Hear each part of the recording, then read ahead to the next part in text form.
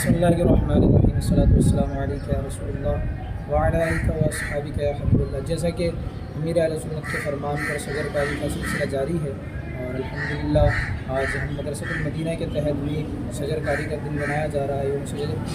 شجر کاری منایا جا رہا ہے اور آج الحمدللہ ہم اپنے مدرسۃ المدینہ ملیر کھوکھرا پارک میں ایک پودا لگا رہے ہیں۔ اور پودا لگانے سے پہلے اچھی نیتیں کر لیتے ہیں۔ ہم سب سے پہلے نیت کر لیتے ہیں کہ حضور صلی اللہ تعالیٰ علیہ وسلم کی سنت ہے پودا لگانا، تو حضور کی سنت پر عمل کرنے کی نیت سے بھی انشاءاللہ پودا لگائیں گے۔ امیر اہل سنت نے پودے لگانے والوں کو، اس کی حفاظت کرنے والوں کو دی ہیں، جو دعائیں دی ہیں ان دعاؤں میں سے حصہ پانے کے لیے پودا لگائیں گے اور اس لیے بھی لگائیں گے کہ جو طالب علم وہ حدیث کے انتقال کر گئے تو سامعات کریں، ان کے اصالہ صاحب کے لیے انشاءاللہ پودا لگائیں گے۔ اللہ کے پودا لگانے کی توفیق عطا فرمائے۔ کیجئے سب شجر کاری، دین و دنیا کے فوائد ہے لیے یہ شجر کاری، دین و دنیا کے فوائد ہے لیے یہ شجر کاری، پیارے آقا اور صحابہ نے بھی کی ہے شجر کاری، پیارے آقا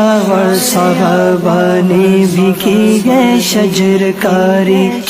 کیجئے سب شجر کاری، کیجئے سب شجر کاری، دین و دنیا کے فوائد ہے لیے یہ شجر کاری، دین و دنیا کے فوائد ہے لیے یہ شجر کاری، پیارے آقا اور صحابہ نے بھی کی ہے شجر کاری، پیارے آقا اور صحابہ نے بھی کی ہے شجر